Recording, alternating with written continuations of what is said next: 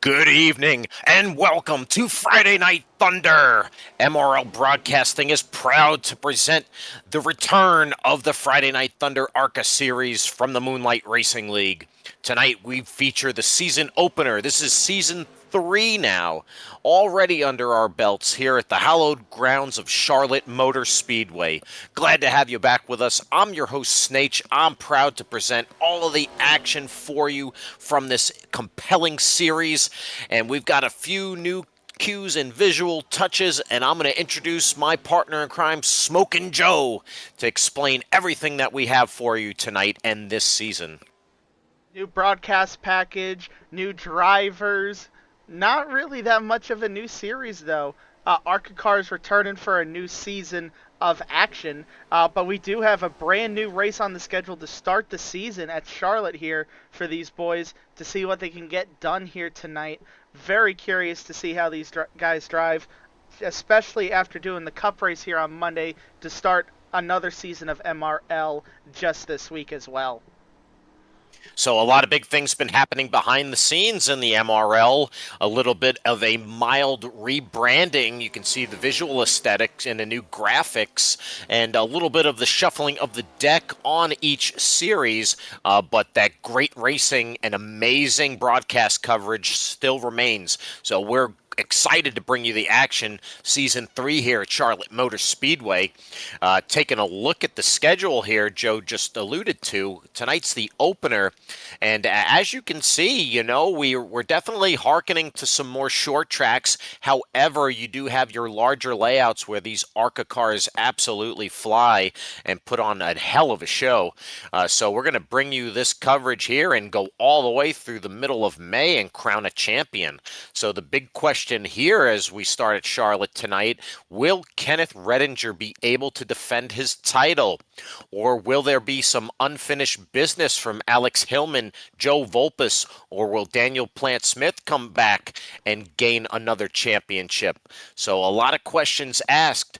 We have an entire season to really dictate the terms and compelling chase to wrap things up.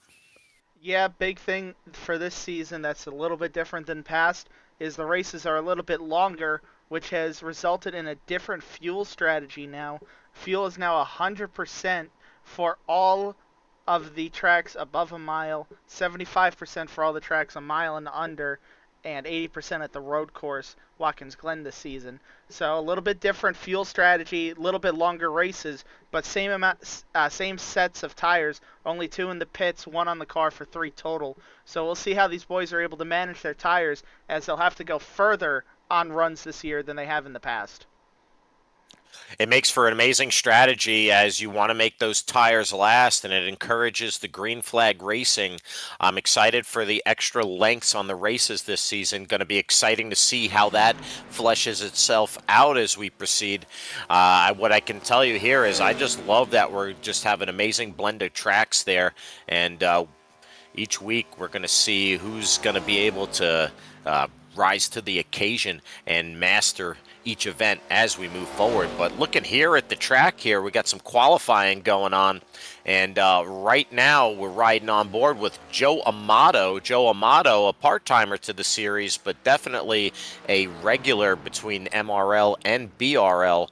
And Joe was able to get that pole so far. So Amato blasting out of a cannon there in that Interstate Batteries machine. And look at here, we got Jay Stinson. Jay Stinson with a new paint scheme this season. Good to see Jay Daddy over there, currently 6th. The 60 machine, always a prime contender, a top 10 machine, and a top 5 finisher and contender for wins on a regular basis. So good to see Jay out there making his return to Season 3. And look at that, he's going to take Amato's time and do him a little bit better. So Jay Stinson now your pole sitter, that 60 machine looking poised for a top finish tonight. Yeah, actually, a little bit insider baseball here. I know a little bit about the sponsorship on that car. Glade Spring down towards the Bristol area in Virginia. So cool to see that area get represented. I know Jay Stinson works down there. So always great to see some representation from some areas around some real racetracks. Little fun fact for you there, see. Down in that area, there's a couple teams that were based down there. Henderson Motorsports. I know the poor owner just passed away this past year. He ran, of course, the 75 truck, and then of course Morgan McClure was based out of there as well, and they had a couple Daytona 500s to their name before before some business legality issues. I remember that era well, and just as his nickname precedes itself, we had a Richard Swingle sighting there. Phantom, Uncle Phantom, making an appearance there, and just as we saw him, he was gone. So Richard Swingle going to make a qualifying effort and join the race tonight. And then here we are, the '99 Justin Parham, Joe. Justin Parham, he is a podium specialist. Justin Parham in that '99 ran full time last season in hopes of chasing a championship and earning that prize. Fell a little bit short, so I know he's looking for redemption this season. And here we are with the '56 machine of Matt Novella.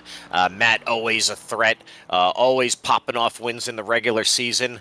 The thing with Matt is, will his qualifying efforts improve, and will he make a charge in that chase? And then we ride on with John Beverly. John Beverly as well started off last season pretty strong, was able to make the chase, but faded away as the chase concluded. And he's looking to do better and improve on that result. Here we see Sam Milliken making a return back to some racing on Friday nights. Used to run when it was a short track series full time. We'll see if he's able to return full-time this season. It's been a while since we've seen him out there for a full schedule. Former Championship 4 driver in the old Wednesday Xfinity, now going to be Thursday O'Reilly MRL series going forward. We'll see if Sam Milliken able to bring some of that success he had in the past to the ARCA series. Always a pleasure to run with Sam. He's a clean racer. He's aggressive and very respectful out there. So Sam, a class act. Looking forward to seeing him tonight. And here we are with the 46. Can't call him a rookie anymore, Joe. Eric Gambrill has crashed the party, and he's here to stay. So that 46 machine out there tonight, and he was able to put down the pole. So your pole sitter, the 46, Eric Gambrill, gets the inaugural pole of season 3, and Matt Novella is going to start outside row 1 in second. A great qualifying effort from Matt. Richard Swingle with an amazing qualifying effort as well. He's going to be inside row 2. Jay Stinson, solid qualifying as usual. He'll be outside row 2. Joe Amato, after early pole sitter, he's going to slide back to 5th. And then Tommy Fox, always great qualifying efforts out of Tommy. He's a solid top 10 contender week in and week out. He was going to be outside row 3. Justin Parham in 7th. And Dalton Connor. Dalton making his, I believe, is it debut, Joe? Yeah, that's going to be his first start here tonight. So welcome aboard, Dalton. And your reigning champion, Ken Redinger, he's going to be 9th. He'll be matched up with David Brenner outside row 5. David Brenner, another top 10 threat week in and week out. Yep, and then the second half of the field here for tonight, we see Kevin Kyle make a return in that Sim and Destroy number 29, going to start in 11th alongside Steve Lewis, one of the chase drivers from last season, starting in 12th. Next row, 2 of the heavy hitters from the chase last year, Joe Volpus, Andrew Davis. We'll see what they got in store for this season. John Beverly, we saw him as a chase driver as well. A lot of chase drivers right there, right outside the top 10. John Beverly going to start in 15th alongside Todd Dunn. We'll see if he's able to put together a full campaign. Came on late last season. Excited to see what he's got in store this season. Just touched on Sam Milliken. He'll start in 17th alongside a newcomer, Jason Rochelle. And then rounding out the field, not putting down a lap time, was Brandon Garand. We'll see what he's got in store with his new paint scheme as well in that 57 car. Yeah, so just under 20 drivers. Usually season openers, we saw last season we had upwards of 30 plus. So maybe just an off week, missing a few of our season regulars. So we'll hope to see them moving forward. But the pace car is going to roll and take our field out onto the racing surface. Eric Gambrill in that Mac tonight, 46, looking really racy there. And doing one of his tricks, going down on the apron back up to the racing service. He seems to believe there is some kind of grip advantage and cleans the tires. So whether you believe in that or that is legitimate, that is his strategy. And Matt Novella, he'll be outside row one in the 56 Mustang, that Monster Energy Chrome Deluxe, bright and shiny as always. Good to see Matt up front starting tonight. And then look behind them, Richard Swingle in the 97 Moobies machine. Old Phantom there, he's going to be a threat tonight. Great qualifying effort. And Jay Stinson always up there towards the front. Looking forward to see how they go. Joe, what are we looking for tonight? Things to look for. Things to look for. How is the tire wear going to be? We got full 100% fuel, which means the fuel runs are longer. Cars are going to be heavier at the start. What's that going to do for the tire wear? And how much is dirty air going to play an effect in making moves throughout the night? So we're going to knock the rust off. We're back from vacation. Season 3 is about to commence. Pace car is off. Gambrel on the inside. Novella on the outside. It's Friday Night Thunder. It's Charlotte. It's go time. And Gambrel leads them out of the cannon. And we're Grayson, boys. Matt Novella going to look to side draft a little bit and establish the momentum on the outside. They're side by side, row by row. Yep, 2x2 throughout the whole field. And we got Matt Novella trying to get the outside rolling here early. Looks like he's going to be able to take the lead from Gambrel and get an all-important bonus point for leading the first lap if he can stick it down here in turn 3. Novella takes the lead away from our pole sitter Gambrel with a hell of a run entering 3, goes down the hill and goes back up. And Matt Novella is going to lead lap 1. It's a hornet's nest behind him as Gambrel's looking to take back the position. We move a little bit further back. Joe Amato starting to move up there, try to make a look inside that top 5. Jay Stinson wrapping the outside. I don't know, Joe. The High Line definitely seems like it's got the momentum, but it's only lap 2. What's that going to say about tire wear if they keep going aggressively like this? Well, we saw on Monday night just how much using that high line really hurt the right front tire. So we'll see if it has the same kind of effect on these general tires as it did on the Goodyears on Monday, or if the high line is going to be a much more preferable line for these boys. So it looks like there's a lot of grip out there. The cars kind of look a little bit tight, perhaps, but everybody seems to be marching on the outside. It seems like the place you want to be is they're kind of single file through the top 10 as you see the battles behind them just outside the top 10. You got side by side, you got Beverly and Kevin Kyle on the bottom there, Tommy Fox in the double odd up top, and then you see Joe Volpus and David Brenner behind him. So definitely a lot of jockeying for position just outside the top 10. Kevin Kyle hugging that blue and white stripe, Tommy Fox carrying the outside, making it work for him. So I wonder if a few guys are believing and buying into maybe staying on the bottom and taking care of their equipment early and perhaps coming on later in the run. Yeah, we'll see if what really plays out. One guy I'm looking at, it looks like that's saving tires here early to see if that's the right strategy, is Steve Lewis, falling all the way to the back here, it looks like. Back to 17th already here. We'll see if this is the right strategy call. He's got old Garand to his outside. He's got the 327 right behind him. Todd Dunn looks like he's already 2 laps down. Saw him down on the apron there, so Todd Dunn having an unfortunate beginning to his race. Hopefully he can remedy that and get back on the track. And Steve Lewis, as you mentioned, he's kind of riding in the back, and Rochelle, the newcomer, trying to feel out the field, feel out the level of aggression out there. And I think that's a great idea. As you see Richard Swingle now out into the lead, and Joe Amato trying to nip at his heels, and there is the champ, Ken Redinger, right behind him. You knew it wasn't going to take long before you saw the 24 back towards the front. But Richard Swingle right now your leader on Friday Night Thunder.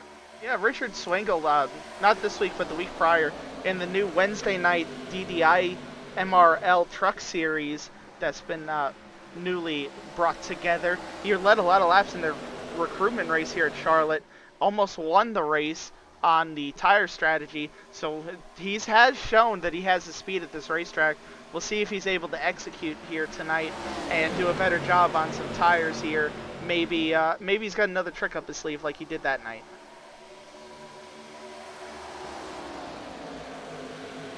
We look a little further back. These guys are just so tight on top of each other here.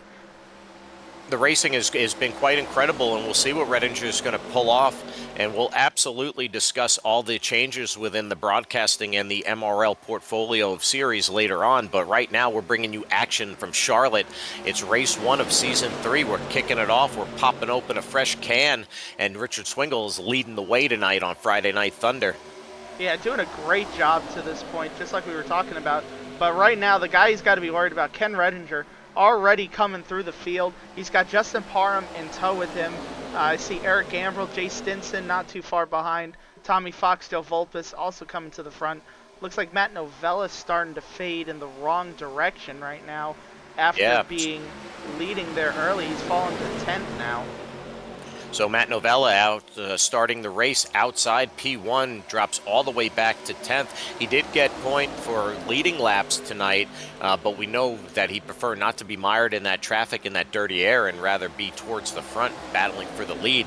As you see, Ken Redinger right there, going to slide job right in front of Swingle, going to retake the lead. Swingle takes a look down below, but tucks back in behind him. Jay Stinson nipping at his heels in third, and Justin Parham wrapping the outside. So the usual suspects are starting to make their way to the front. Just maybe a qualifying anomaly tonight, but Ken Redinger is now your new leader on lap 11. Yeah, Ken Redinger doing a good job working his way forward. The 60 car, you see him of Jay Stinson trying to get into the picture. He's up to third now, trying to get around Swingle. He's got Justin Parham, Joe Volpus, Eric Gambrill. You can see Kevin Kyle. Look at all these boys all on top of each other from first to eighth pretty much. Yeah, Volpus making a charge to the front after starting outside the top 10. Joe Volpus is your biggest mover of the race up to this point, up 8 positions into 5th. So Volpus looking hungry, wants to start the season off on the right note. He's doing all the right things, getting into the top 5 in this early opening segment of the race. And then Ken Redinger, it's just going to be a question on how hard does he want to push the pace. You can get roughly a lot more fuel than you were able to prior fuel format. So, do you want to manage your tires? Will that become an issue because you want to run the tank dry here if we stay green? Yep, and you can see this battle right here, heated battle going on from 4th on back. Look at this right here, 7th, 8th place on top of each other almost. Kevin Kyle, Eric Gambrill, you got Matt Novella right behind him. A lot of guys battling here in the middle of the pack. Absolutely. They're starting to get a little antsy. They see how the action has become single file in front of them, and they don't want to lose touch with that pack. So now you see the battles intensifying as Tommy Fox and Eric Gambrill side by side, Andrew Davis and Kevin Kyle side by side, John Beverly getting anxious on the high side as well. So the action is heating up early at Charlotte. We're not even 14 laps in, and it's all to the floor, all throttle. Yeah, this is very interesting just to see how much these guys are battling here early on in the race. It's always very interesting just to see the way everybody plays their strategies. We saw, of course, the pole sitter, outside pole sitter here now, both fading outside the top 10 almost. But looking at the guys that were saving tires, looks like Steve Lewis trying to work his way back forward up to 15th in that group right behind. Look at that. Look at that. Down to the bottom. Yeah. That's about chopped Tommy Fox's nose, Joe. He got really desperate there for a moment. I don't know if he got a little bit of help from the 29 up there, but Amato with a brief wiggle. And we saw before that Beverly aggressively side drafting Matt Novella, trying to gain positions on the outside. And it's a hornet's nest back here right now. You see Brandon Guerin taking a peek right behind there too. And a little contact with the wall from the 77, a little scuff, but he's able to gather it back up. And Andrew Davis leading the field behind him there. He's wondering what are they all up to as we're looking almost 3 wide. We're 3 wide at Charlotte. Here we go, 3 wide off turn 4, and it's not going to end well. Oh, contact. That's going to bring out a yellow. That incredible incident, 3 wide between Beverly Guerin and Tommy Fox. The 57 gets into the 00, bringing out our first caution tonight on lap 17 on Friday Night Thunder. Yeah, that's a really bad break right there. Not sure if we have caution data. They may have patched that out. with all the issues that they were. Oh, nope, there it is. There it is. All right, we got Hey, woo, we got cautions working good tonight. All right, where? so Wait, hold on. Where is it? Where is it? We can do a little some for that. There we go. So a brief delay, but caution is out, and Garand and Tommy Fox unfortunately made contact. So we'll see how much damage they have to their vehicles. Taking a look at the replay here, you already see the incident unfolding. We'll wind that back and take another look. But you know, they look like they were getting a little anxious back there, Joe. Yeah, and it just turn four just tightens up so fast. They just all kind of ran out of space there to make it work with the speeds that they're carrying, and it just created a big wreck there for these two. 57, 00, both going to have to use their fast repairs off this for certain. Lots of damage to both of those cars. 77 had tried to keep it up by the wall. Was able to miss that incident. Matt Novello must have been holding his breath right there behind them, able to narrowly escape the 46 as well and all the cars underneath them. So only 2 cars involved. Unfortunately, the fast repair will have to get used, but leaders coming in for the pits right now, Joe. I would think it's probably just going to be a splash and dash at this point. You don't want to go through those precious tires just under 20 laps in. Yeah, I would assume everybody's going to do a splash and dash. We'll see what everybody decides to do. Looks like we did have one guy stay out, actually, here. Richard Swingle is going to take the track position, stay out, as Todd Dunn gets the lucky dog to go 1 lap down. So Richard Swingle is going to inherit the lead by staying out. He's going to try to play the long game, anticipating going back green to stay that way for a while. Tommy Fox there in the double Tommy zero, Fox, unfortunately. yeah, he pitted early, so he's going to get an EOL here. To get the EOL, having to use that fast repair. And Ken Redinger, he's going to be able to lead everybody outside the pits. I almost feel like Richard Swingle is kind of in a sticky situation. They may all be on even tires, Joe, but I feel like packing those cars back full of fuel might help the balance on some of them. They'll be able to get by the 97. Yeah, I think we also have, of course, fuel windows to worry about, so Swingle probably going to need some more cautions to get back into it. But, you know, first caution of the race, first caution of the season. I think it's a really good time to shout out our first official sponsorship for the series for Season 3 and get all KK Woodscapes involved in the broadcast here tonight and give a shout out to him and all the work he does for the championship trophies in here. Yeah, he's got a question for you. Check it out.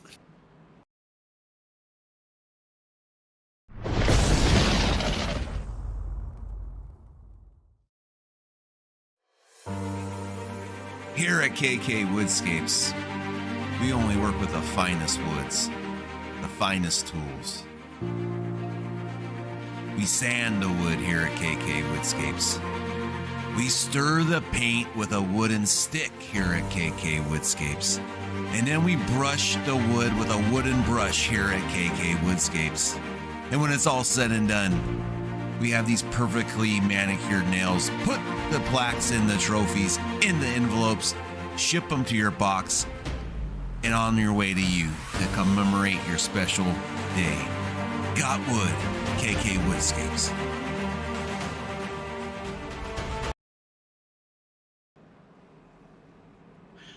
And I think we know the answer after watching that, guys.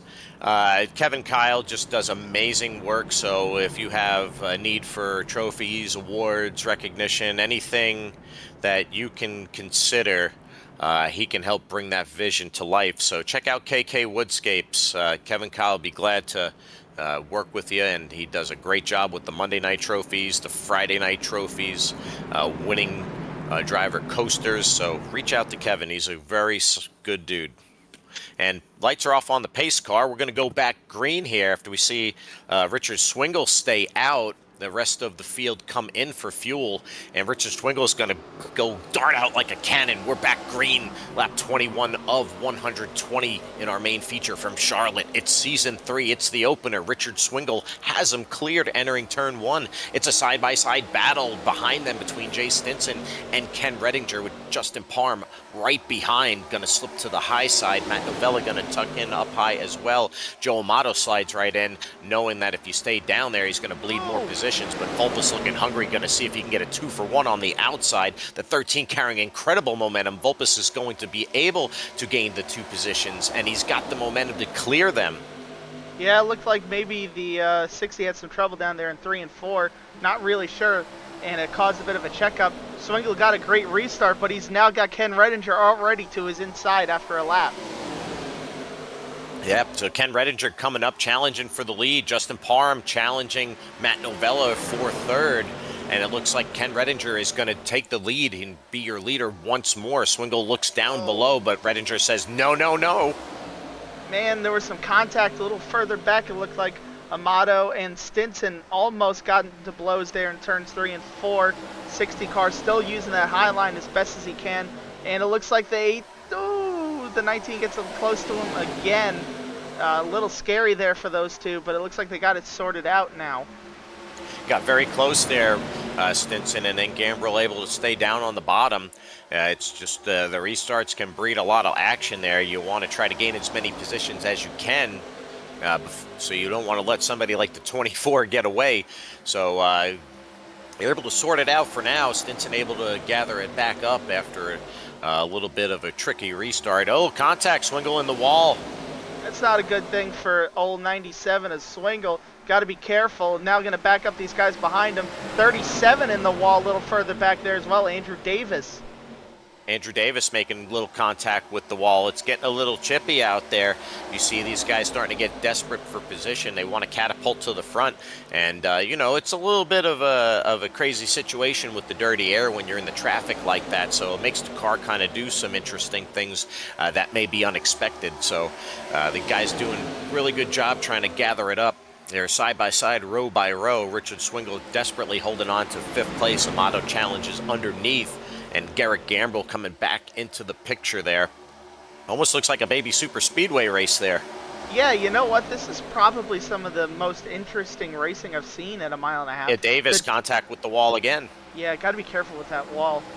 You know, it's been really interesting, though, to this point there, see. The draft has had an effect, but it hasn't turned it into a chaotic event. It's just made it very neutralized to have this sort of pack-style race, almost kind of like the old All-Star race here, why the horrific 550 package became a thing, is exactly what this looks like right now, is the good version of that. Got some speed, got some draft, got some guys making some bold moves, and you know what? Everybody's pretty much under a blanket. Complete opposite of what we saw on Monday. Look at that. Incredible action. We're 3 wide. Davis, Gambrill, and Joe Amato there. Whoa! And contact. Gambrill closed in on the 19 there. Didn't give him enough space. Amato was able to check up and save the car, but a very aggressive move as these guys are just wanting every inch of real estate and then some of yours. Yeah, it's just, man, that was really close to being a bad wreck. But everybody did a good job of avoiding anything terrible from happening. Joe Amato sliding the wrong way. Look at the 99, the 60, the 46, 97, everybody all over the place. Chaos. Wow, 46 making major moves there, trying to disrupt the field and get to the front. It's there every inch there. They're just trying to take bigger and bigger risks and try to get away with it. The 46 is your pole sitter tonight, trying to get back to that point position. You got Ken Redinger is pulled away to over 2-second advantage while the rest of this pack fight side by side. The 24's got to be loving this right now. 46 car in the 99 almost had a big moment right there. These guys are having an absolute brawl here in the middle of the field. Right now, Redinger doing a good job holding off Matt Novella, Joe Vulpes. Those guys have gotten away from the rest of these boys that are racing this hard right now and falling back. 99 doing a good job of running the high line, able to clear that pack to try to get back to challenging for the lead. Maybe they'll start to separate and fan out a little bit, but that was some intense racing, and it still is compelling since that restart on lap 21. Matt Novella now trying to go ahead there and challenge for the lead. It's a sad battle side by side. Redinger is going to have a little bit of the momentum on the outside. Novella is going to try to respond by hugging the bottom right there. And you see Joe Volpus starting to enter the frame. Volpus getting a good run, getting their draft. Joe Volpus in the picture. It's a three-way battle for the lead. Yep, here we go. We'll see what these guys have in store. The smart move, in my opinion, would be for one to just follow, two to follow just one of them here and just stick in a line, try and keep driving away from the field. They got 2 seconds back to Gambrel, 2 1/4 back to Stinson, 2 3/4 back to Davis, and then 3+ to everybody else. So staying in a line right now would be the best idea to try and keep the gap either the same or grow it even more. Because once they get side by side, going to lose a lot of time. Yeah, you don't see 4th place in frame. It's a 3-car breakaway on Friday Night Thunder. Ken Redinger, your current leader, Eric Gambrel and Jay Stinson trying to work together to reel in that top 3. They're going to need some help from the 37 of Davis, and perhaps that they can single file and try to find some way to get them back, but it's a hornet's nest behind them as the top 10 is chock full of racing.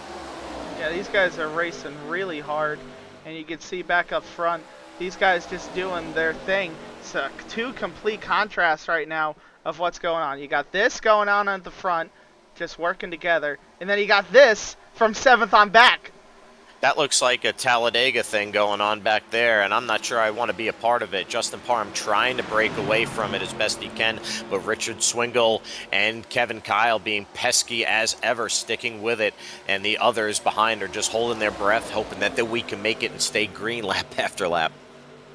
There's great action right here, right now. This is what this series is all about. It's just really competitive. It's just, your eyes stay glued to the action. Yeah, just absolutely insane how much these guys are racing for it right now.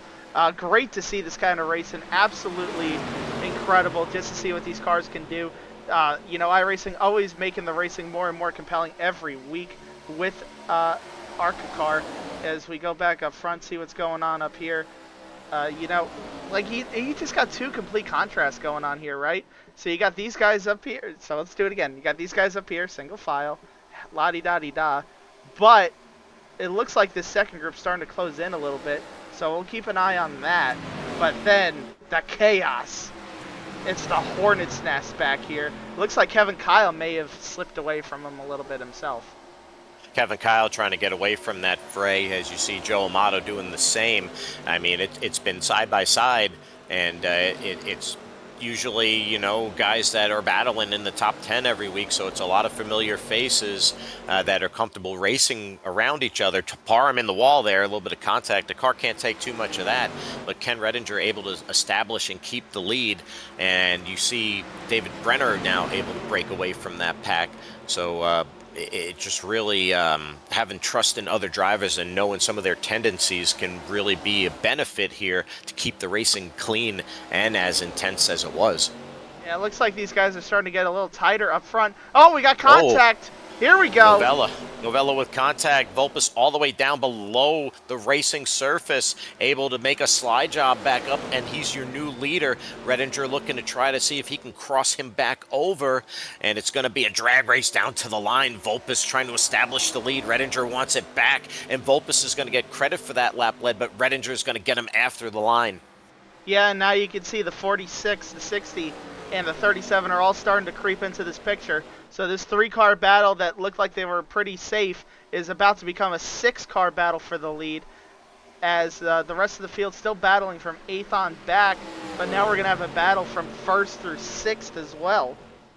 The little bit of contact with the wall creates a battle for the lead and brings more players into the mix, as Gambrel is in the draft of Novella. Now he's here. It's a 4-way battle for the lead. This is awesome racing here on Friday Night Thunder. Ken Redinger and Joe Volpus in a drag race. Matt Novella and Eric Gambrel right behind them. Jay Stinson trying to get a sniffle. He wants in on the action as well. Yeah, look at this. Man, look at all these guys up front making up a lot of spots. Redinger +8, Volpus +11.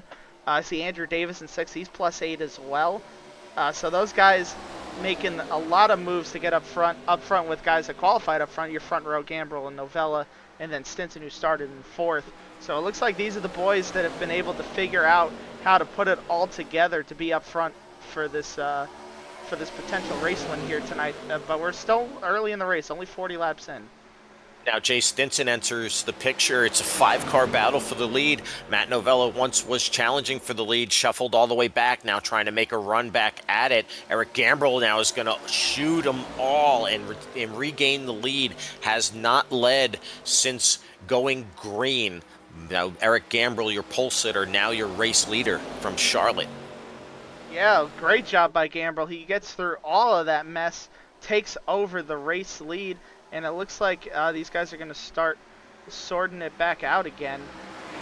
Looks like now Novella going to settle into second. Looks like Volpes, Stinson, and Redinger are going to battle for third. Davis hasn't been able to hold on to this group at all. Right now, it looks like the battle on track is really happening right around that 9th position on back. Looks like really from 11th on back. And we got our first guy down pit road. Joe Amato gonna. Joe Amato. Yeah, he's gonna commit. He's gonna have to make another pit stop after this one by pitting this early. So gonna have to keep that in mind. He's going to have to make a second pit stop in this race. If you want to make it on one stop to the end, you got to pit on lap 65 at the very earliest to make it on fuel. So Amato unable to do that, hence pitting early, realizing that he'll have to stop one more time. He wants to get the fresh equipment. So we'll chart his progress. Eric Gambrel, now your current leader, your pole sitter tonight for the season opener from Charlotte. We've had 7 lead changes up to this point in the race, and there have been just one caution thus far for 3 laps. It's been really clean, and the racing's been very exciting, Joe. So, you know, when it gets that tight and that competitive out there, I figured we'd have more yellows to this point, but it's been the contrary. Yeah, you know, 44 laps in, only 1 caution so far, and that's been pretty indicative of the series, I feel like, since Darlington last season. That really started to kick off a bunch of races with a lot of long green flag runs and low caution counts. And we're seeing it again here tonight. Only 1 caution a third of the way through the race. Still a lot of racing left, but we'll see what happens as we go on.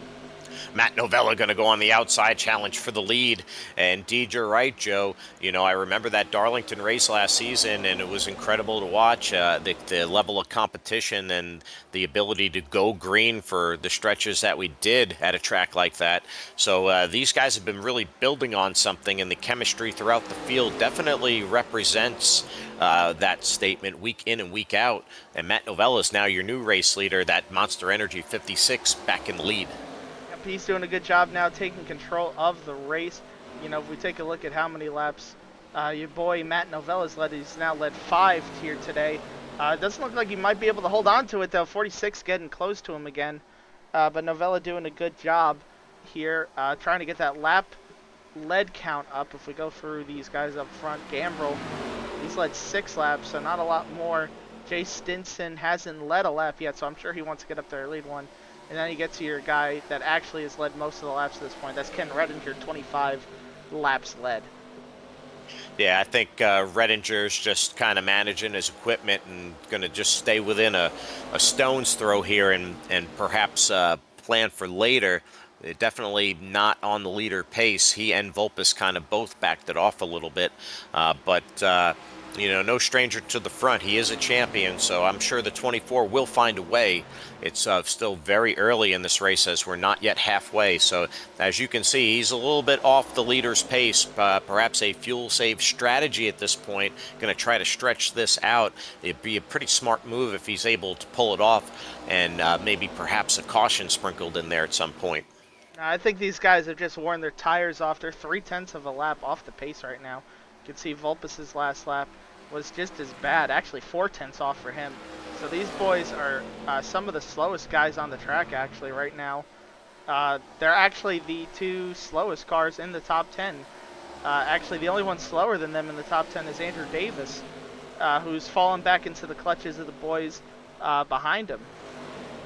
Absolutely. So, you know, we did mention early on that tire wear may be a factor factor. It looks like a smooth surface on the screen, but when you're racing like these guys have been doing since the green flag, you know, those tires aren't going to hold up. I don't care what they're made out of. Yeah, that's definitely something that we're gonna have to see what's going on here with these boys, because that's just insane to see the tire fall off to this point. You know, I'm looking at the last lap times; they're over a second to a second and a half off their best lap times to this point in the race. So very, very curious to see when these guys start thinking about pitting. And you see that graphic there, Sam Milliken, now your biggest mover of the race, up 11 spots. Yeah, doing a great job to this point, just moving up the field. We'll see if he's able to continue what he's doing or not. Hopefully he can continue doing what he's doing, just moving up through the field, doing the best he can, moving as much as he can. 11 spots, like you said, 17th to 6th. Like, what a move through the field for Sam Milliken, man. And you look at his lap times, 31.2 that last time. That's pretty decent for everybody in the top 10 right now. He's actually the only guy that's... There's a couple guys. He's about the third or fourth fastest car right now in the top 10. As Gambrel takes the lead back and right now is putting down some screamers again. Looks like up front, doing a great job. He's already broken away almost a second from the guys behind him, actually. Gambrel out to a big advantage there, somehow able to break away, and Jay Stinson now able to overtake Matt Novella for second. Novella looking to repay the favor and take the position back, lurking behind him, but Gambrel out to a nice 1 second lead. And you see the 60 of Jay Stinson definitely was there lurking. Volpus with a harrowing moment. He's still unable to get a hold of it, as Volpus issues down pit road, able to get the car squared back up, entered very aggressively. And we have a wreck on, oh my goodness. Oh my goodness, second place just TA'd. Oh no. Jay Stinson and Matt Novella battling for that second place position, unable to keep it together. Brings out our second caution of the night on Friday Night Thunder. The 56 and the 60 involved in our latest incident tonight from Charlotte Motor Speedway. Yeah, and this is going to mess up a few people. Joe Volpus is going to get lucky. He's going to stay on the lead lap, but didn't get a chance to service the car, so he'll lose track position. But the guys that are really going to lose out on this one, Joe Amato pitted on lap 41.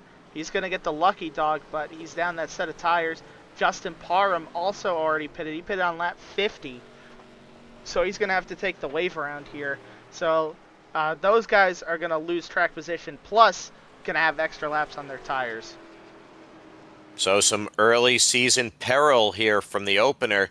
Unfortunate timing of the caution tonight. We'll see what happens to bring out our second caution of the night.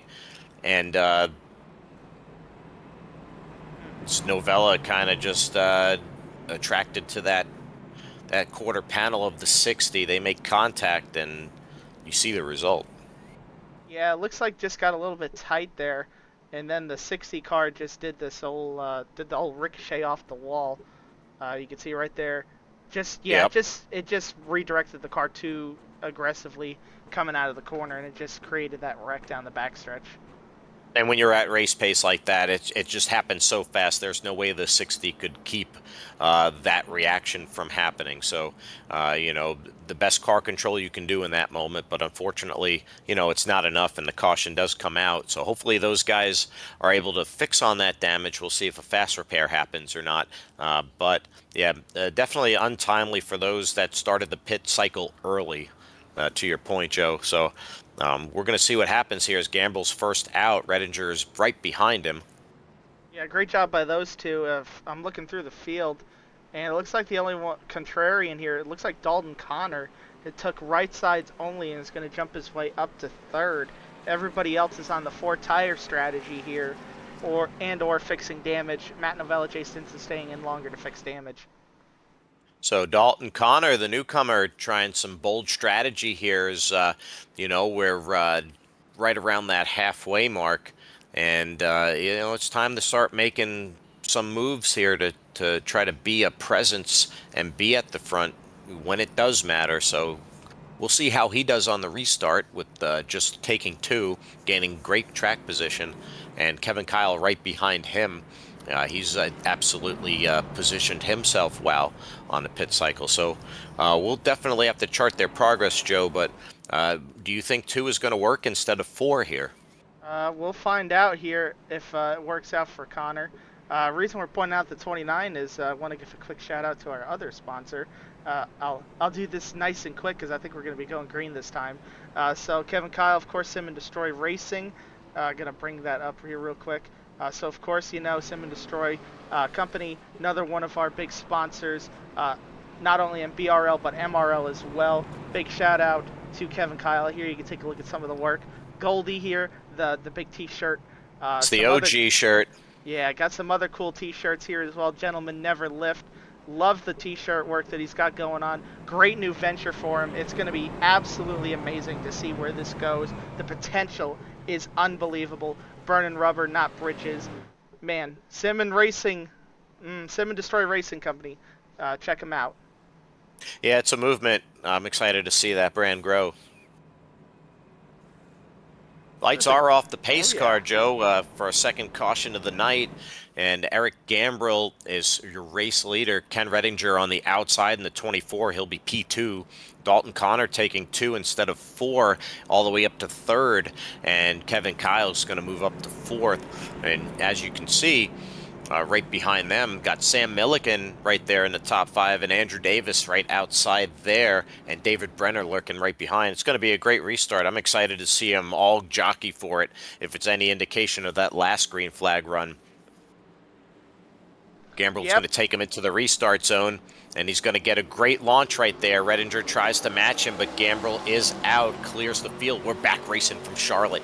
Gambrill going to able to take it to the outside, arc the car the way he wants, and go through 1 and 2 smoothly. Redinger is on the lurk. He's definitely got a run coming out of 2. He's going to match him on the backstretch here. Redinger with the run. They're side by side. Yep, these guys racing hard. Ken Redinger already trying to take the race lead back. Right now, Kevin Kyle getting involved as well. These boys want to take advantage because a couple of those guys up front are now cycled in the back. Del Volpus, I see him in 8th. Novella all the way back in 16th after Andrew getting his car Davis fixed. Jay Stinson 13th. So yeah, Andrew Davis up here. He was running in the top 5. All these boys doing a good job of taking advantage right now. Ken Redinger taking the lead. Kevin Kyle up to 2nd. Andrew Davis, if he's able to take 3rd here, doing a good job. Tommy Fox, look at him up into the top 5 as well. Tommy Fox looking racy tonight in the 00, cracking the top 5 on lap 58 of 120 for tonight's main feature from Charlotte. Ken Redinger, your reigning champion, he's got the lead. Kevin Kyle says, wait, my friend, I've got something I want to show you, and it's a faster race car. Kevin Kyle lurking in the 29, and it's a battle side by side for 3rd with Gambrill and Davis able to clear him. Andrew Davis now to 3rd, and Tommy Fox taking a peek at the 46, but he'll tuck in right behind. And it looks like Kyle's going to get a really good run there and try to get to the bumper of the 24. It's going to be interesting here in turn 1 as you see Davis taking a peek, but he decides to go up on the high line. Yep, and as it looks like we're going single file here for a minute, I want to take this opportunity to shout out one of the newbies to the series, Jason Rochelle, doing a great job to this point, up into 7th place after starting back in 18th. Battling for 7th now with Sam Milliken, but great job by him here in his first start, running inside the top 10, having a clean day so far, and making up a bunch of spots. Great way to start your tenure in the MRL Friday Night Thunder Series. Yeah, the rookie Jason Rochelle doing really good tonight, up 10 spots. Solid top 10 effort at Charlotte tonight. So big things to come if this is any indication. Welcome aboard. Like the 13 thought about going 3 wide with the 00 and the 46, thought better of it, and is going to tuck in behind the 00. 46 going backwards right now here, but there is still 59 laps to go and another pit stop to be made. Plenty of time remaining. Gambrill just looking for a place to kind of cruise. As you see, we have a battle for the lead. Davis looking on the outside. Redinger is not able to clear him. They're side by side on the backstretch. The 37 Valvoline Chevy SS looking racy tonight. He's got the advantage entering 3. Redinger dives it down on the line inside 3 and 4. They're still side by side. Redinger with the advantage. Davis gets a little wiggly out on exit of 4, but he's able to carry momentum. Davis, your race leader. Andrew Davis now your race leader. Yeah, we saw him win last season a couple of times. Andrew Davis showing a lot of speed at different kinds of disciplines in this series. We'll see if he's able to get it done here tonight. A win to start the season would be great to be on the quest to win that regular season championship. We saw how close Andrew Davis got to it last season. Just missed out on making a start or two there in order to win it over Hillman, or have a chance at it at least. Redinger battles back, but Davis still gets credit for the lap lead, but Redinger's going to carry that momentum into 1. They're side by side. Davis been committed to that high line the entire race, but Kevin Kyle taking a look. He's going to be side by side. Kevin Kyle now challenging on the backstretch. I just don't think that bottom line is going to be able to carry the momentum that they really need. You got to use the outside, I feel like, to make the passes that you want to make here tonight, just to get that momentum right. And right now, that's proven right, because the 29 might be getting passed here by the 24 in a second. Yeah, I mean, it looks so enticing. You get that run, and then you just dive it in, send it in there, and it feels like you'll be able to carry the speed. And then you get in the middle of the corner and start to get on the exit, and you realize that the high line's just going to be able to carry that and win more times than not. Andrew Davis has been faithful to that high line since this race has gone green, and he's clearly demonstrating that lap after lap. He's just able to just clear the inside traffic and not have to worry about it, and just gets credit for lap lead after lap lead. Yeah, doing a good job right now to this point. Kevin Kyle trying to hold his own on the inside, not really able to get that momentum going again, though. Ken Redinger looks like he might get him cleared this time, and Sam Milliken now making a run on the outside. Redinger going to look down to the bottom as well. You get impatient. You got to try to make the move. He tries to gather enough momentum, but it's not looking like it's enough. He's got him on the quarter, but Davis still has the advantage on the outside. Redinger still side by side, looking to try to get a little side draft before he enters 1. They're side by side. Redinger is going to be able to clear him. He's going to be able to use it and send it up the hill and clear the 37. Redinger, your race leader. Just an absolute power move there from the 24. We've seen that a lot from Ken Redinger since the playoffs last season, and he's going to do it again here to take back the race lead with 53 laps left. Absolute power move indeed. He sent it, and he was able to stick it, and this is why he's a champion. Andrew Davis going to respond back, though. He's going to be right behind him, as you see Sam Milliken challenging for 3rd there, and Joe Volpus and Rochelle entering the picture. So it's starting to pick up here as these guys are battling for the lead. It's just keeping more and more cars in that pack to be able to swap positions to take their run at it. Yeah, look at that. Jason Rochelle up into the top 5. What a performance. We were talking about him just a few laps ago. Now battling with Milliken for 5th. Man, he's just keeping on moving forward and forward. Really good run from him here in his first start. 327 looking really racy tonight, very comfortable on the track, and he's just moving forward. As you see, Davis is now starting to fall back a little bit into 3rd. He's getting challenged by Volpus on the bottom. Kevin Kyle trying to stay in tow with Ken Redinger, but the battle is right behind the leaders. As you see, Davis desperately trying to hold on here. Perhaps he's used those tires up a little bit, and he's starting to pay the price just a bit. Yeah, it looks like the 13 might get him cleared. Nope, not going to be able to do it this time. We'll see what happens down here in 3 and 4. Actually, the 37 gets a really good run on the high side there. Able to re-clear the 13. We'll see what happens now after that, if the 37 may have figured it back out. Doesn't look like it, though. 13 going to immediately go back down low. 13 sends it down low and gets a great run. He's going to have the momentum entering turn 1. Will he be able to clear him this time? It looks like he's going to be able to have enough room to slide up, and Volpus able to complete the pass for 3rd. Davis now in a gaggle with Gambrell and Rochelle directly behind him. Gambrell looking to challenge as they enter turn 3. Yep, going to have this battle now. Coming under 50 to go, 49 to go this time by. Laps really starting to tick off. We're inside the window to make it to the end of the race on 1 stop as well. So that's another thing these guys are going to have to keep in mind from here on out. Absolutely. Davis trying to switch lanes, disrupt the breeze to stay ahead of the the vultures on his toes. As these guys are on his heels, they can smell it, but they're going to tuck behind because they don't want to get too far away. But Gambrel is looking aggressive. David Brenner on the outside there looking to try to get ahead of this and try to gain his seeding back into the top 10.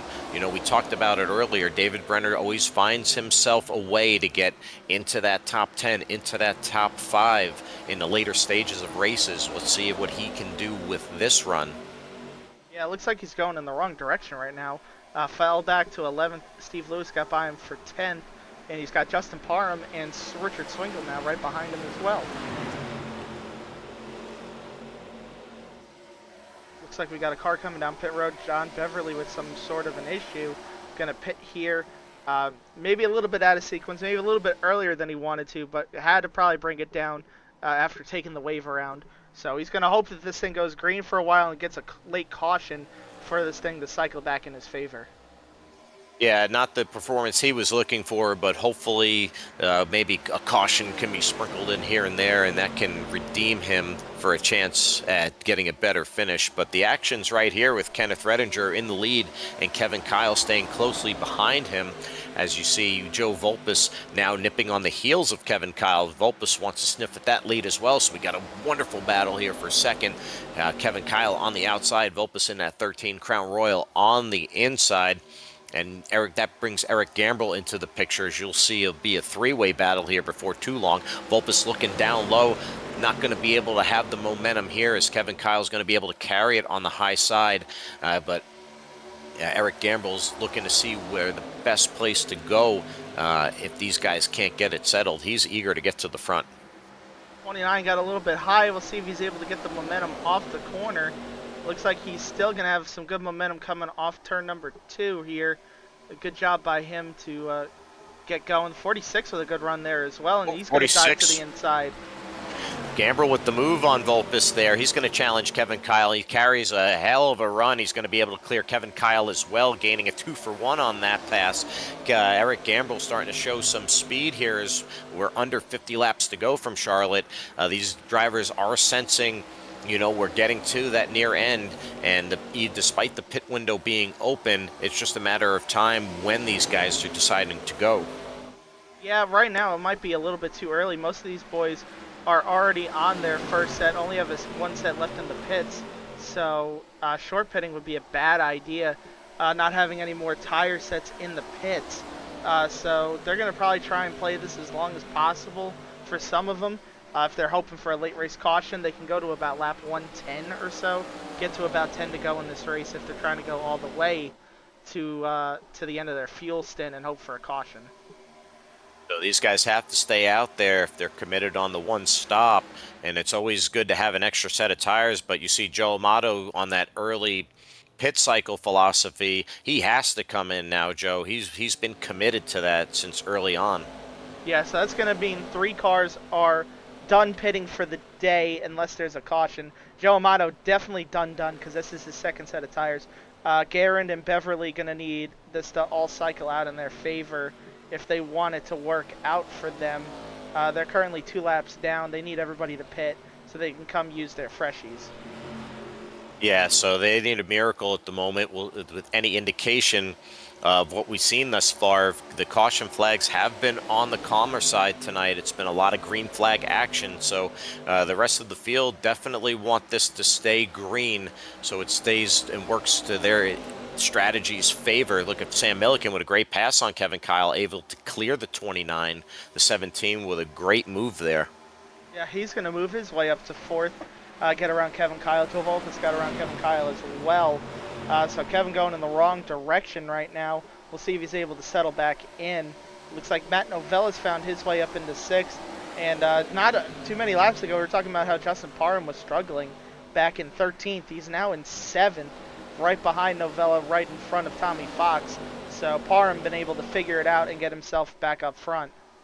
Yeah, it wasn't looking pretty, but I think Justin was just being on the conservative side, and now it's with 40 laps to go.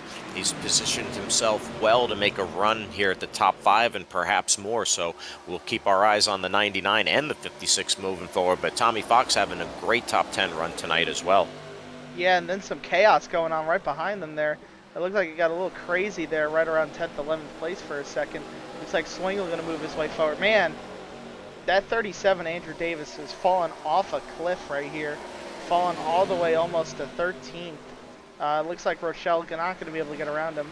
Andrew Davis, he was running in the top 4, top 5 earlier in the race. Now back in 12th, almost back to 13th. The race is completely flipped on its head for him.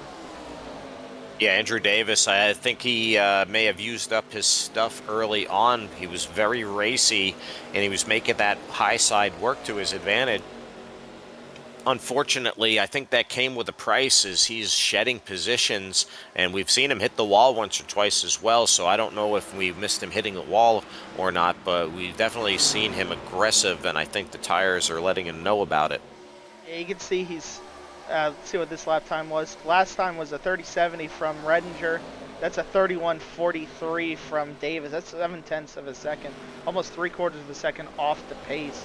So not what you want out of your car at this point, falling in the wrong direction right now. Looking back up towards the front, Eric Gambrell, a little bit faster than your race leader of Ken Redinger, about half a tenth faster that last time by, and starting to close in little bit by little bit. So the 46 stalking at the moment. Ken Redinger in the 24, your current race leader, been dictating the pace, leading a lot of laps tonight, but the 46, our pole sitter, looking to reclaim that top position, and he's just inching ever closer. You see the lap times there. He's at almost 2/10 faster than your leader, so it's just going to be a matter of time before the draft will have a little bit more influence, and it'll be nipping on the heels of our race leader. But Gambrell showing amazing speed and some incredible passes we've seen throughout the race, cutting it within the closest tolerances you can. Yeah, he's doing a great job right now. 10th and a half faster that last time by, as you saw, down to 3/10 of a second. So right now, these guys are closing in, but as they're closing in, we got an absolute crazy battle going on back here behind Joe Volpus. Right now, that's the battle for third, pretty much fourth, really, if you think about it, from Kevin Kyle on back. Look at how wild this is. Yeah, these guys are really going for it for fourth position, and we've seen these guys just do this throughout the race. It's a lot of the same drivers, and none of them wants to give an inch here. It's a credit to the car and the track combination tonight. It just invites this style of racing, and it's exciting to watch. You see there's really no clear favorite as Matt Novella tags the wall. Hopefully he doesn't have damage from that. That was a hard lick. But to the original point, these guys are just not willing to give because it's so easy to swap positions. So I just like the way the draft works there. As you see, Novella, he might have a little issue there, Joe. Yeah, Parham in the 56 car, Parham in the 56, 99-56, got together right there out of 2. Got really crazy right there. Now these boys starting to stack up even further back. Absolutely insane racing. And back up front, we got a new leader. Look at this, Gambrell challenging the 24 for the lead. He has the slight advantage. They're side by side. Redinger not willing to give it up so easy, but Gambrell right there looking racy. Yeah, look at these lap times too. You can see it right there. Every lap Gambrell been faster. 10th and a half, 10th and a half, 10th and a half, 10th, 10th and a half. This last time by a little bit faster, but not a lot. Taking a look inside as we enter turn 1, he's going to be side by side with the 24. The 24 still will be able to carry the momentum to keep the 46 at bay, but nope, there he goes. A power move by the 46 for the lead. It looked like the 24 was going to be able to shut the door, but the 46 had that extra little bit of juice, and Eric Gambrell takes your lead. Got some more pit stops here. 30 to go. Kevin Kyle making his pit stop, and after losing the lead, here he is coming down pit road, Ken Redinger. Yep, that was his sign. Let's get the freshies and let's punch it.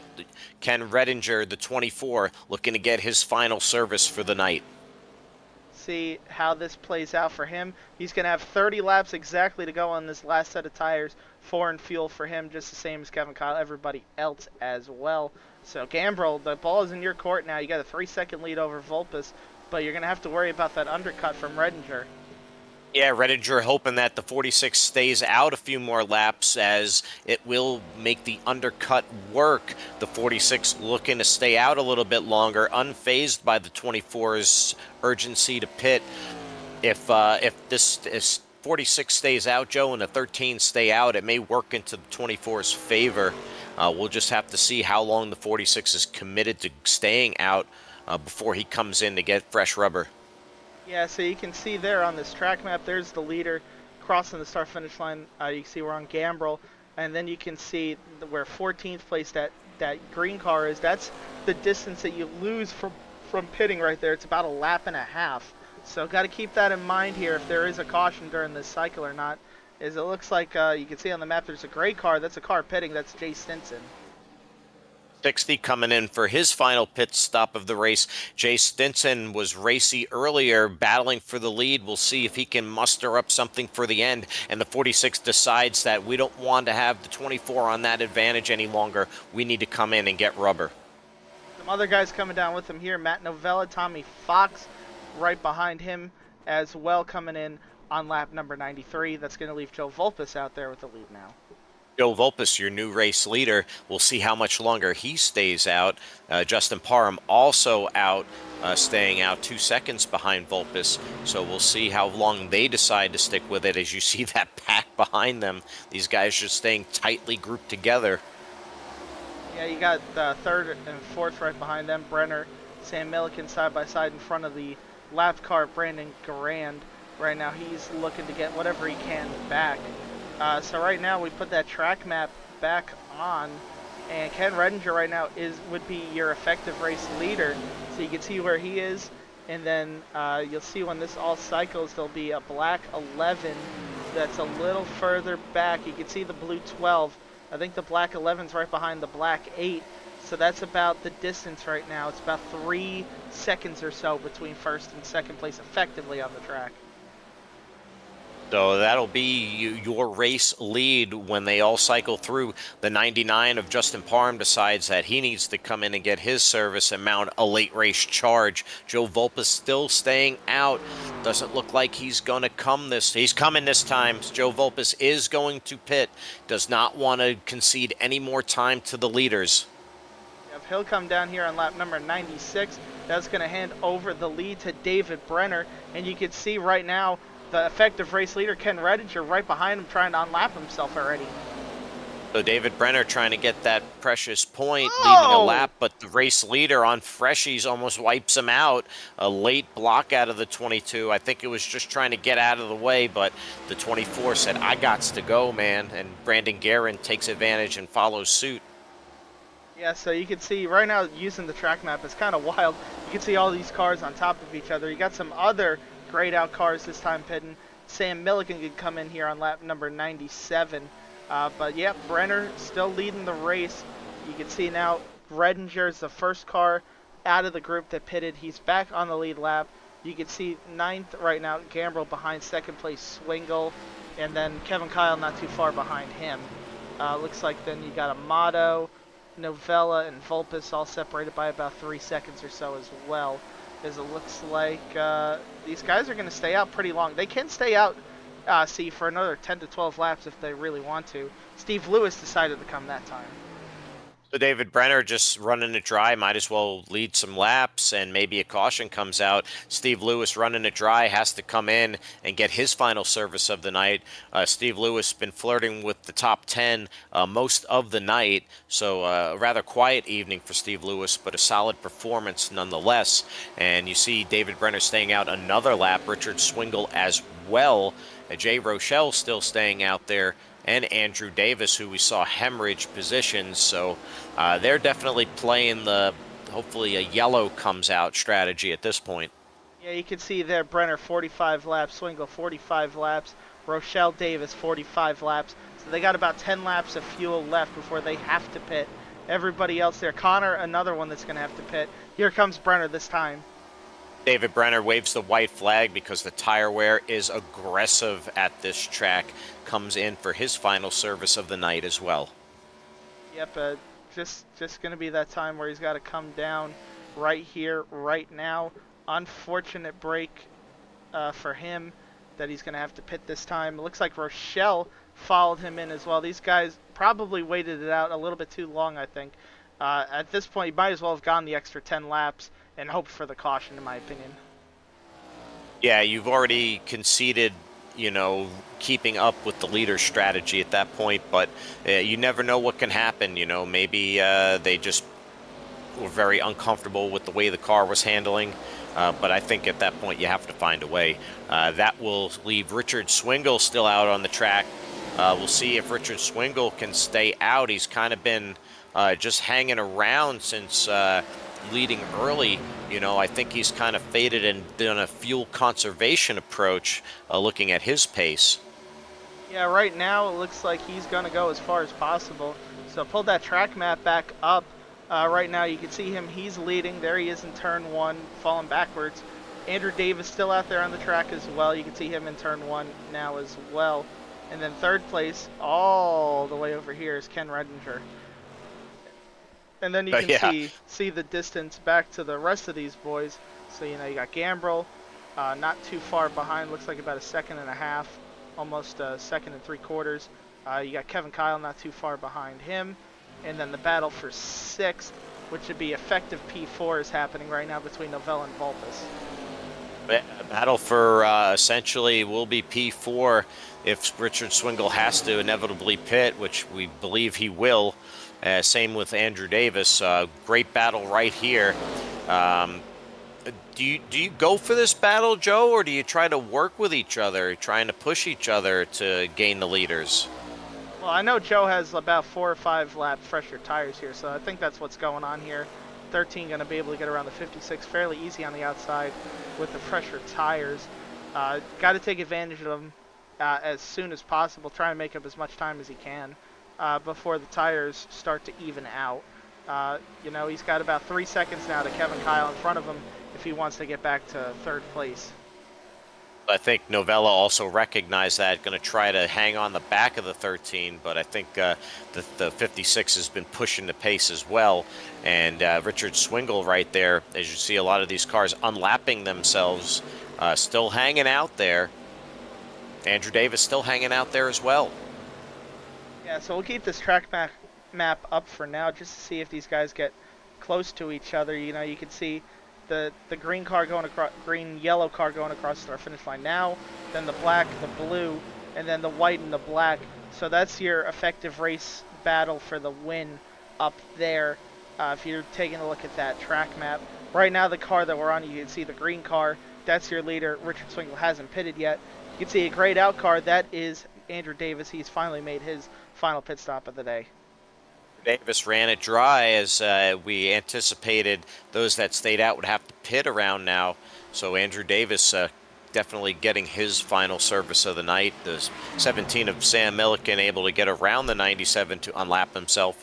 And Sam Milliken putting together a really good run tonight. Yeah, Sam Milliken may get a top 10 out of it if he's able to push these tires the way he needs to here at the end. But, you know, we're still watching Richard Swingle lead the race for the time being. You know, we're coming down to the end of it here. So, you know, very interesting just to see Swingle leading these laps right now. And it's accounted for 16 different lead changes to this point there. See, absolutely insane to see how many lead changes that we've had here today. Yeah, it's been exciting to see all that here at Charlotte. The 1.5 mile intermediate putting on a show, putting on great racing for us to all watch unfold tonight. A great choice for a season opener as the racing has definitely backed up all the anticipation. Yeah, so 18 laps led now for Swingle. The guy that's led the most laps, though, is the guy that would be the effective race leader, Ken Redinger, 53. We'll see if he's able to hold on, though. Still just about a second advantage now over Gambrel, so it's starting to get a little bit closer. Got to be aware of that. So just like we saw with the last green flag stint, Gambrill was able to get a little bit more than a tenth a lap on Redinger and reel him in. Will history repeat itself? Will there be a trend here as you see Gambrill inching into the frame just a little bit more each lap? So we'll keep our eyes on that.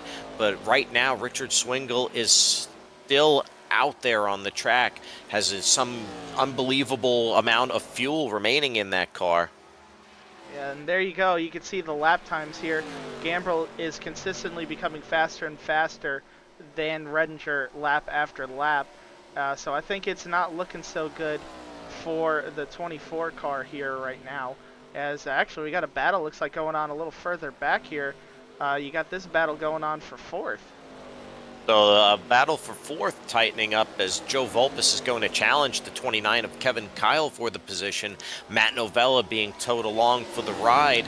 We'll see if the 13 makes his move here. He's going to tuck in turn 3, but he's going to take a peek inside just to be out of that dirty air, and he's going to slide back up the hill and tow right behind Kyle and gather up another run as you see him taking a peek on the bottom. He might be sizing up turn 1 entry right here.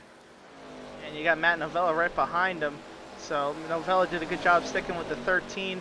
Going to see if he can take advantage of it here. Getting really close. Contact with the 29 wall. gets into the wall. 56 and the 13 make a little contact down the backstretch. Things getting really wild here for Ford. It's side by side. It's Friday Night Thunder. Kevin Kyle going to carry the momentum on the outside.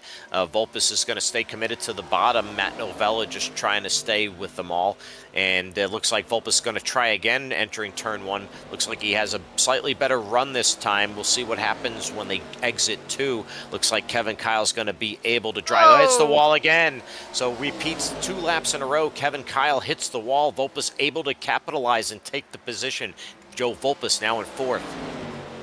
Yep, and it looks like Richard Swingle, while this is going on, has come down pit road. So his bid for the race win is now over. But Ken Redinger is now under attack from the 46, very close behind them. Eric Gambrill on the hunt.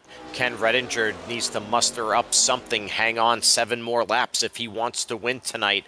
The battle for 5th between Matt Novella and Kevin Kyle intensifies. The 56 gets the inside corner entry. The 29 hangs tight and wraps the top. The 56 looks like he's going to have some momentum there side by side. And it's a drag race down the front stretch as you see the 29 gains the slight advantage, but the 56 is going to fire back, and they're going to go side by side again, entering turn 1. Contact. Save it, Kevin. Contact. 56 and the 29 make contact and crack up slightly. The 29 an unfortunate victim, but able to gather the car back up. We're still green.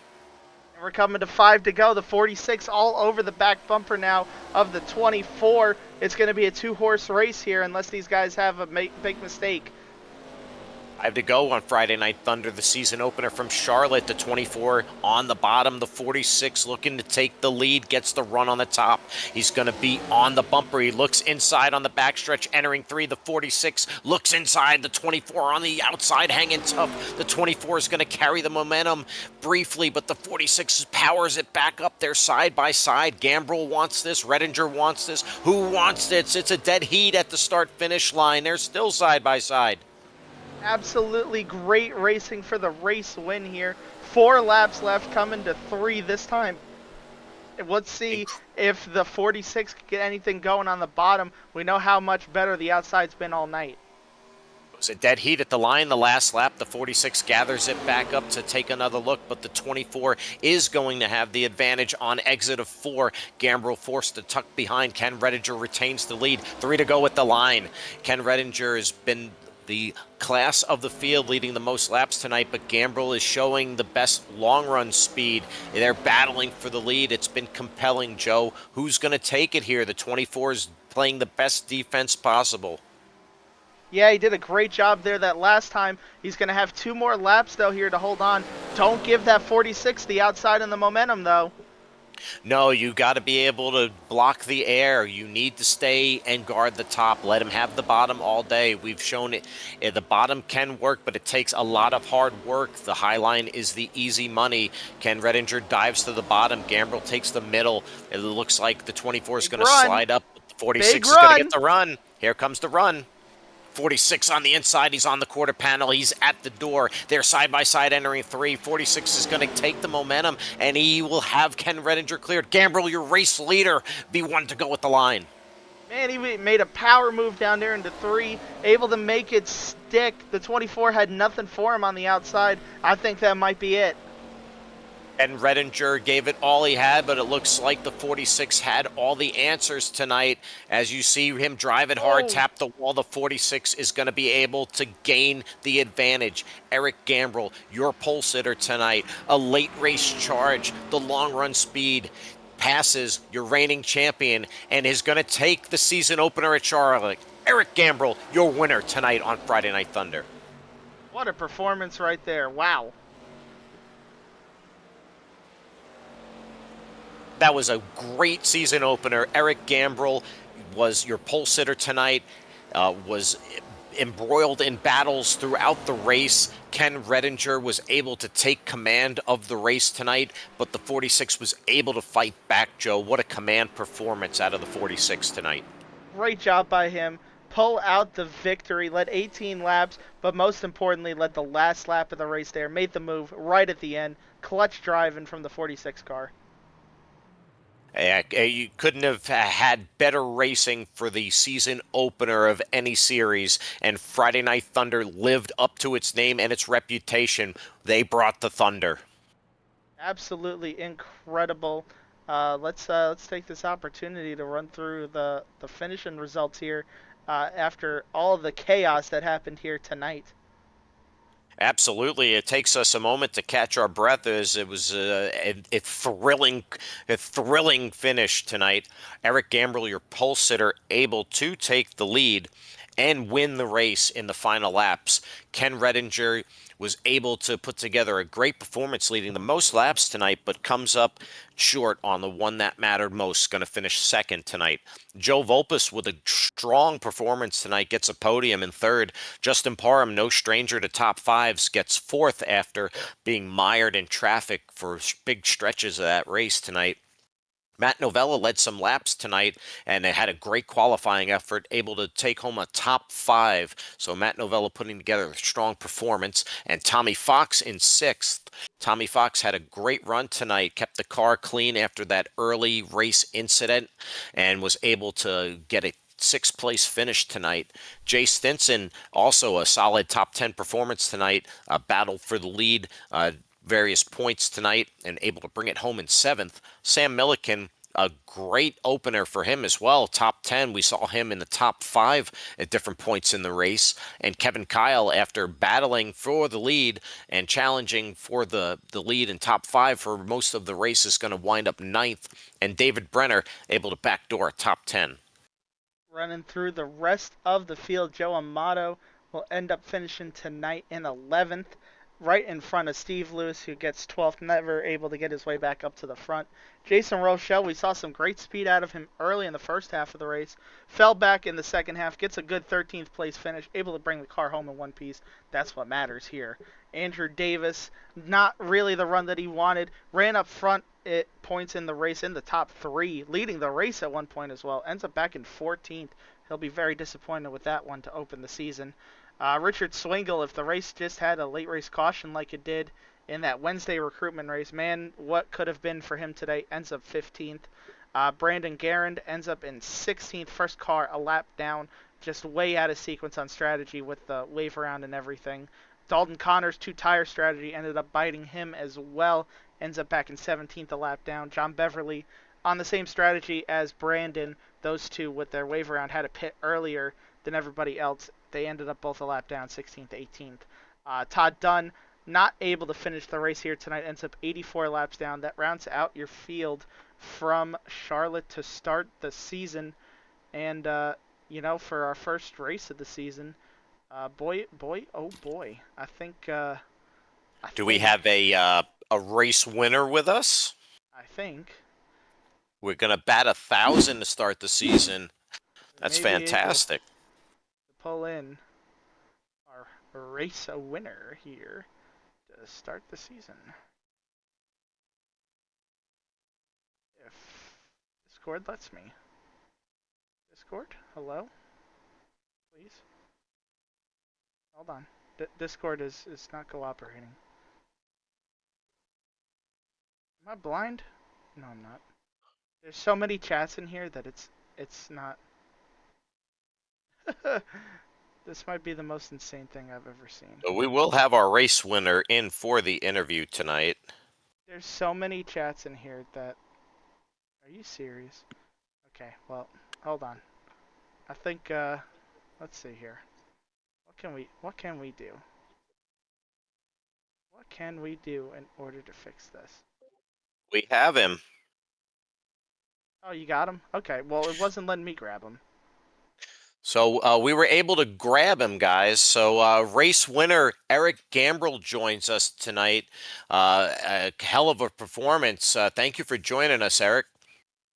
Yeah, no problem. Yeah, I So, think that's probably the best race I've put together, start to finish. Honestly, I don't really know how I did it, but we did it. So take us through that. You're the pole sitter. You put down the hot lap. We go pacing, go green. You were unable to keep the lead for the first lap. You get caught up kind of in that pack style of racing that seemed to be a big theme tonight, and then shown long run speed on different stints tonight, and then come home and battle Redinger for that. That was it was incredible to watch. How did you pull it off? Yeah, so most races I've done here, it tends to be that way where the race, if it goes green, you get a big group, so you're able to stay in the draft and kind of hang out. So I just was like, I'm gonna try to commit to the bottom here and take care of my stuff as best I can, and hopefully once we start to string out of the draft a little bit as tires wear, I'll be able to make my way forward. So yeah, just committing to the bottom line, not buying into the temptation to move up to the top like a lot of people did, and it worked out. Wasn't really using up any tire really at all that race. Yeah, we saw early a lot of the drivers start to go single file and use that high line, and then there were just a few of you that did stay committed. I saw yourself, Kevin Kyle, and a couple others. But you know, when they started to get really competitive and racy up there, it just took a matter of laps before they started to fall like a ton of bricks.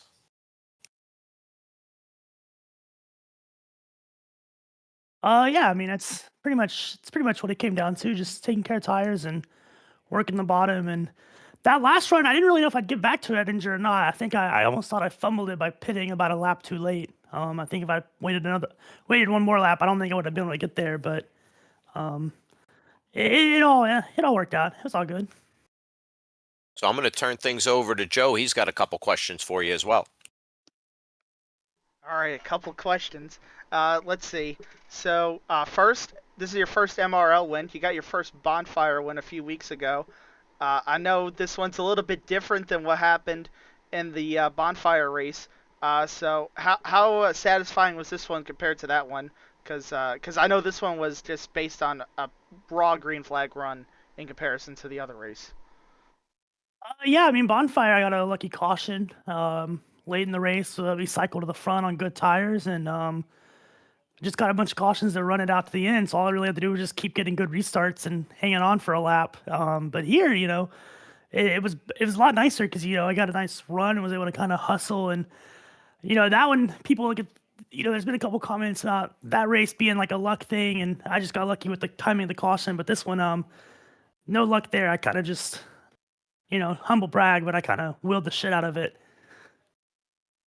Yeah. So of course, we saw your potential to run really fast here on Monday as well. You had some really good long run pace. Not able to get the win there because really fast guys over there as well, just like here on Fridays, and didn't have the tires on at the end of the race. I know that may have played a factor as well. But what from Monday were you able to bring into tonight that really helped you out in order to get the win, if anything?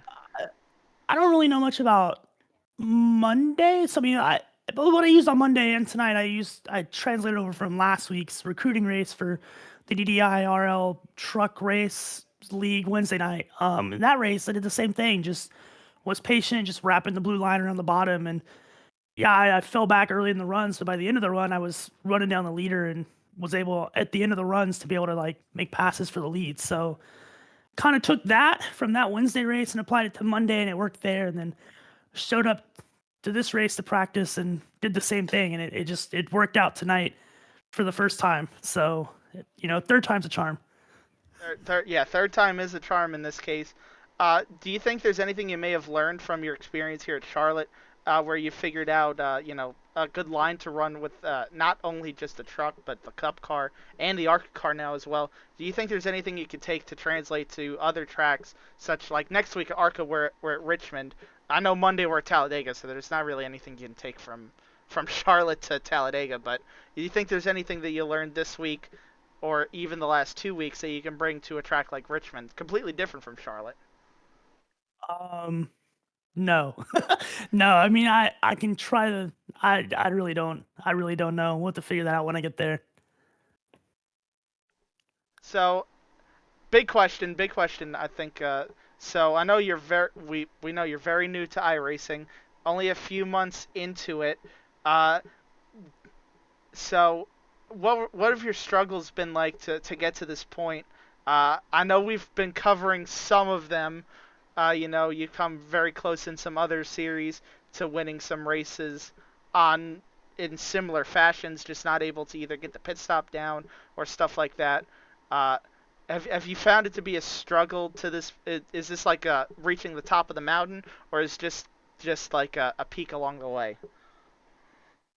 Struggle that I've had is like I just feel like patience. Like I've kind of always felt like I've been decently fast. It's just if I get shuffled back a little bit, I tend to get a little impatient. I make big moves that other people maybe aren't expecting, or they're not as tolerant of me making, and it usually puts me or someone else in a bad spot, which typically results in not good things. So, patience really, and I really tried to apply that tonight, just because I knew tonight I would be fast if I just got the laps to have the time to make it happen, and it all worked out. So probably just struggling with patience, and just taking my time to figure things out.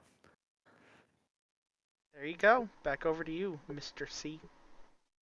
Yeah, so Eric, before we get you out of here, is there anybody you like to shout out or recognize? I mean, probably just all my NMO teammates. So Joe Volpus, John Beverly, Matt Novella, the second NMO team. I think they're an NMO Red now, which Jack Sanders and oh man, Brandon Garand over there, and that other guy that we're not going to talk about. Oh, Steve Lewis too, and that guy, sure. And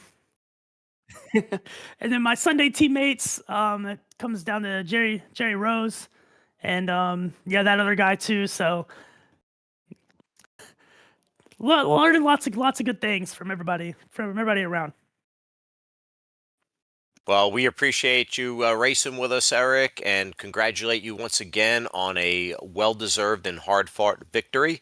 We look forward to seeing what happens next week at Richmond and moving on through the season. Yeah, me too. I got a point lead I got to protect now, so we'll see how it goes. And there you have it, your race leader and your current points leader, Eric Gambrill. Eric Gambrill, Charlotte Motor Speedway on Friday Night Thunder. Man, what a race to start the season there. Yeah, that was a great season opener, Joe. It's couldn't ask for more. Wherever we pan the camera, there was tons of action on the track, lots of good battles, a lot of good, clean racing.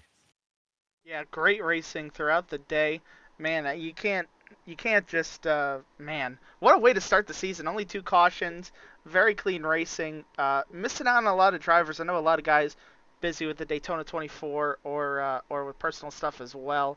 So I'm sure the field will be back to its normal size next week at Richmond. And we're not done with all of our tricks up our sleeves for new stuff on the broadcast here either. Got to pull up the new MRL schedule for everybody. Absolutely. So here at the Moonlight Racing League, you can see we have a ton of offerings. So there's definitely a place for you. If you like the action and you want to be a part of it, you can see we vary from the Monday Night Mayhem Cup Series. We offer an early bird Gen 4 series on Tuesday evenings. We have the And this is my favorite part, Joe. We have the Truck Series from Thursday nights now moved to Wednesday, and the former Xfinity Series on Wednesday night moving to the now O'Reilly Auto Parts Series on Thursday night. So DDI, Daily Drivers Incorporated, Zach Panzarella and his gang uh, have come over and joined forces with the MRL Thursday Thriller Truck Series to create the DDI Moonlight Truck Series. And it's, from any indication of the recruitment race the other night, Joe, it's going to be a action-packed series in an incredible field, and I cannot wait to see that and bring the coverage. Yeah, season's gonna start at Daytona. I think we might see an MRL record for most drivers in a field ever. I think it's at 42 right now from the Xfinity now O'Reilly series at Daytona as well. So we'll see if that's able to be broken. Some cool news about that is over on VRN. Me and you, we're going to be covering half the schedule, so that's going to be pretty cool to see us over there. They're going to have a chase long season as well, 24 races, a little bit different than everything else. So those summer six packs are going to be no more over there on Wednesdays for in turn for a little bit longer season, which I think is cool to have a series that has a little bit longer. You know, Fridays is the one that's a little bit shorter. So you got the two ends of the spectrum here. You got the truck series. It's going to be a little bit longer with the chase. Then Friday is going to be a little bit shorter, also with the chase. So some really cool stuff here to look forward to. The new Thursday system going to be interesting to look at, and then of course this new early bird series Gen 4 car going to be really cool to see how that all plays out. Big shout out to those boys for putting that one together. Big shout out to all the boys on the production crew as well, putting together this cool graphic. Brandon has just been knocking it out of the park here recently, as well as Lucas, Zach, everybody just been doing great. Love to Jack see all Sanders those as well. Jack Sanders as well, all the sponsorships that we got. You can see all those bad boys down there now as well. It's so cool to just see everything. And then of course, Mondays. Great to see that series back covered. So got some crazy racing coming up here in the next week. So next week is kind of like a super speedway action with a little short track sprinkle. Talladega on Monday over on VRN, Daytona on Wednesday over on VRN, and then we'll be here Friday at Richmond on the MRL channel. So a lot of cool stuff next week. Really looking forward to it all. And then that Tuesday series is going to start up as well. So if you're looking to join an early bird Tuesday series, you can see the times up there in the top. 5 p.m. for practice, 6 p.m. race. Homestead's where they're going to start that Gen 4 league. Yeah, so it's a awesome graphics upgrade, brand new revamped series, brand new offerings. Nights have changed to maximize the competition and the coverage for you, the fan, as well as you, the driver out there. So we hope you enjoy, and we love to hear your feedback. So reach out and let us know how we're doing and what you think. And be sure to tune in over on Vortex Racing Network for those mentioned series. Do we happen to have the points after Charlotte, Joe, and get our final thoughts before we wrap this up? Well, I think the results pretty much show you what the points look like, so we got a pretty good look at that. Everything's straightforward from the race to the race results to the standings. There's no winning you're in either, remember. So those top 12 finishers are going to be the top 12 right now in the chase as well. So you guys saw those finishers earlier. We'll do a points update when we actually have some races under the belt starting next week. So we can really start thinking about that kind of stuff. No winning in, though, so Gambrel's just got the points lead right now. Got to keep racing in order to be in the chase. Just like real life now, actually, as well, that where winning in is gone. Interesting dynamic there. So thoughts on Richmond next week? We were at an intermediate track, a very fast race track at Charlotte. Now we're going to do some short track racing. What do you expect to see there? We've seen some good racing out of the short tracks. We'll see how the car reacts, if it drives any different than we've seen in the past. It does seem like this car does have a little bit of a looseness to it now. We'll see if it carries over to Richmond or not. So that's going to be something to be on the lookout for, as well. If I highly doubt the draft's going to have any sort of effect. But if it does, then oh boy, oh boy. And I think we're gonna have a little bit larger field as well. So we'll see if these boys can carry the Great Green Flag Racing of 120 laps around Charlotte to 140 laps around Richmond. Yeah, so we go elbows out next week at Richmond for a little short track racing for round 2 of season 3. You know, if last season and season 1 were any indication, Joe, we're in for quite a ride, and what a way to start the season tonight. So definitely looking forward to Richmond and beyond. For Smokin' Joe, I'm your host, Snake, and remember, go fast or get past.